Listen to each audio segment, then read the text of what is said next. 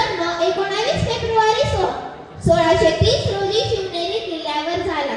त्यांच्या वडिलांचे नाव शहाजीराजे भोसले व आईचे नाव जिजाबाई असे होते.